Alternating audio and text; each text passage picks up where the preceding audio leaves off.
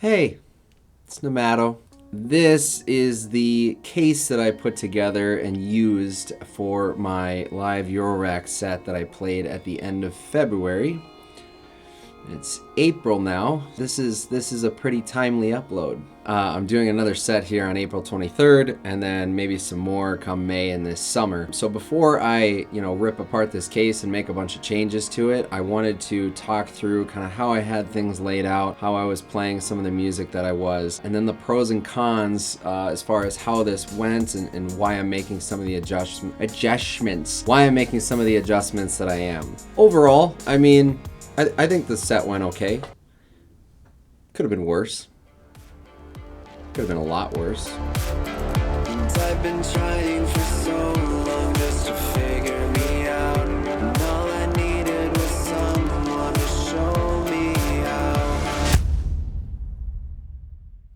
I want to go through some of this stuff kind of quick, so I'm going to give you more of a conceptual breakdown of kind of how I was playing some of this stuff rather than go through all the ins and outs of the patch. I don't know about you guys, but there's times when I'm watching other Eurorack videos where there's like a full patch breakdown talking about where the signal is flowing from module to module, and it's just like, yeah.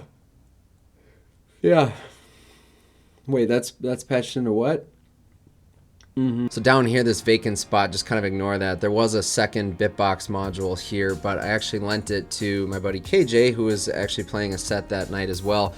One of the benefits of meeting new people in this Eurorack community and living close by is being able to swap modules and just, experiment, try new things. So there was a second Bitbox module down here in this bottom right corner. One Bitbox up here in the top left of the case was being used for all my drum samples and using the circadian rhythms to sequence all the drums. The Bitbox down here was all of my synth work, synth lines, bass, all that stuff just being manually triggered. In terms of some signal flow, all the drums are coming out passing through the MMF filter. From the filter, all the drums were going through the data bender for some glitch effects, and then coming out kind of submixing down through the Hurlo scan and pan and into the MSCL compressor before hitting the stereo output. In terms of the synth lines, I was sending everything through the Prism module because there's a lot of different effects in there, including delay,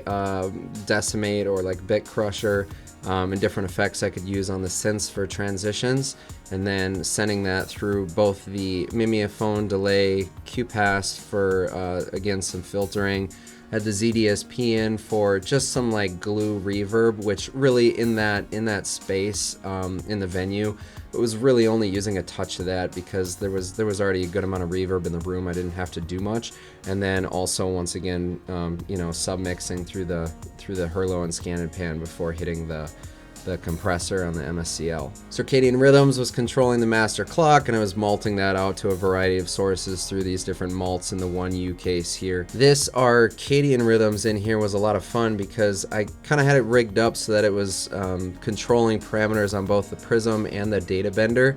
It's maybe not necessary, but I liked the tactile feel of kind of triggering effects, and then I was using the attenuators up here on this Quadrat module from IntelliGel to kind of turn up the amount of mix on those, either for transition effects or just kind of glitching up some of the drums while I was playing. So let's talk about the pros and cons of this system. The first of which is the size, because originally I was planning on bringing a Make Noise skiff with me too, and there is something nice about keeping everything fairly small in one case to travel with. The more complex that a system gets, yes, it may give you more flexibility, but I would also argue, especially for like a first live Eurorack set, maybe keeping things more on the simple side is going to be a benefit in the long run. The part that I enjoyed the most was, like I was talking about, the Arcadian Rhythms paired with the Prism and Qubit Data Bender.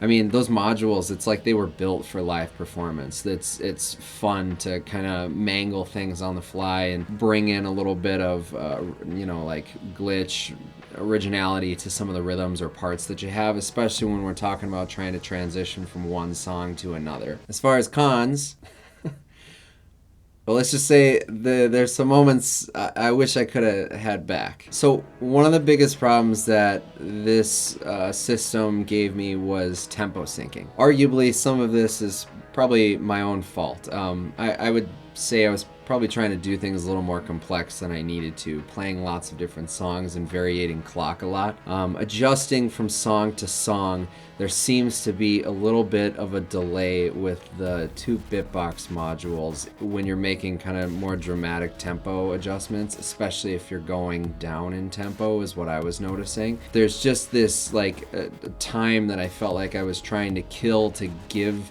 both of the modules time to sync back up.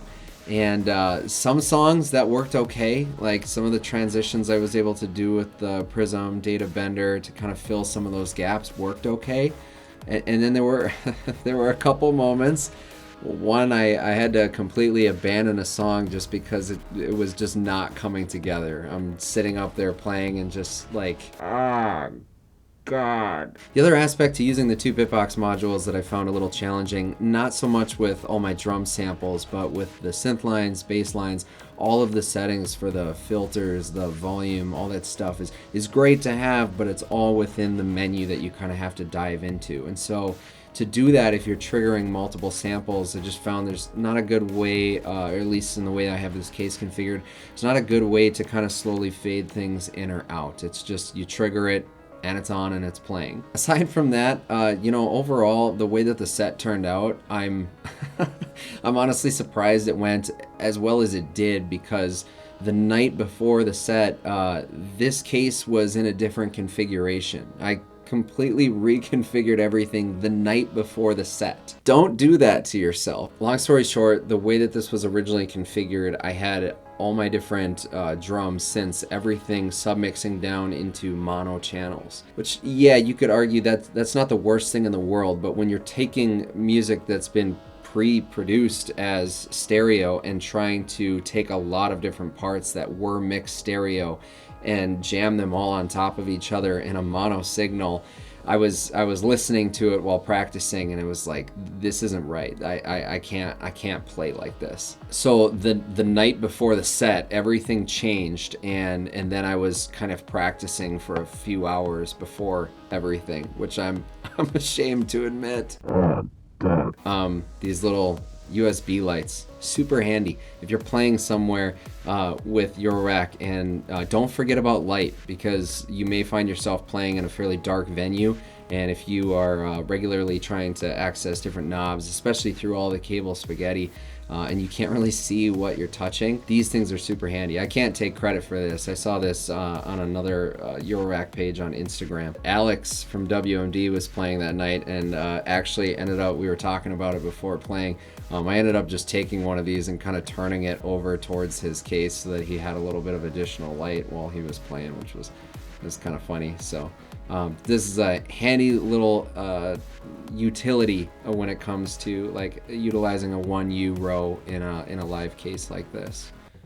So where do we go from here? How can we improve upon this? I don't want to make a dramatic adjustment. It's not like I'm going to strip all of this away and just start from scratch, but I'd like to show you guys kind of some of the ways that I think I can improve upon my live Eurorack rig going forward with this next set coming up. So let's take a look. I'm sorry, but can we just take a second to acknowledge how much better life is with these knurly screws? Yes, please. Or you know, some type of like a thumb screw. If you're still using Eurorack and you don't have like anything better than just the standard screws that you're constantly, you know, taking in and out, moving modules, like what are you doing? Okay, so the most obvious change here, adding the black box instead of the second bitbox module. So now you can power a MIDI controller just off of a USB cable from the black box. And so this gives you control over all of the volume, filters, a bunch of different parameters that you can MIDI map. You can even trigger samples and map all the buttons and configuration here like in seconds. And then there's a variety of different modules in here that I'm going to play with. So one of the obvious ones here is Starlab, just a different reverb as compared to the ZDSP that I had in here originally. Probably overkill still for this type of set that I'll be playing, but I mean, it sounds fantastic, so we're gonna see how it goes. Also added the Skipman module to variate some of the drum rhythms on the fly as I'm playing.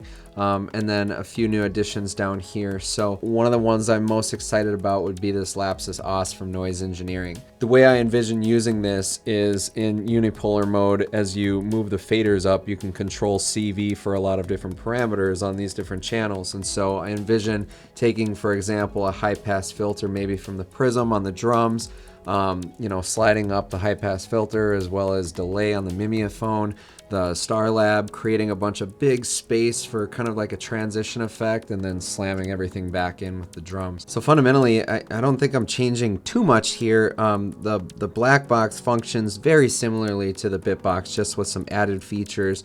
And then again, with the MIDI controller kind of giving me more control over, you know, triggering samples, fading things in and out. And then some of these other additions, you know, we'll see how they go. We'll see, you know, how flexible I can be with that. This is, you know, live set system number 2, and we'll kind of see how it expands from here. Okay guys, that'll pretty much do it for me this video. I hope something in this was either interesting or helpful. You know, either if you're kind of new to playing live with Eurorack synths, or you know, you're thinking about doing it or might have an opportunity soon to play live, and so you're just kind of, you know, investigating what other people are doing for their live setups. You know, I'm always interested in this kind of thing. I know, like, one of the biggest benefits of playing that live set was sitting there, you know, getting to chat with all the other guys that were playing about some of the gear they were using, why they were using certain things, and kind of how they were using it.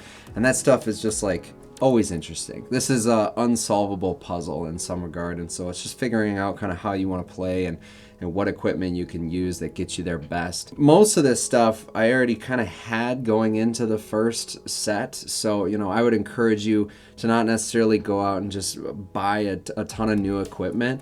You know, I think it's better to just kind of try to start with what you can work with initially. So I'm sure I'll do another follow-up video in the future, you know, kind of how things go in the next couple sets with this system, or if things change.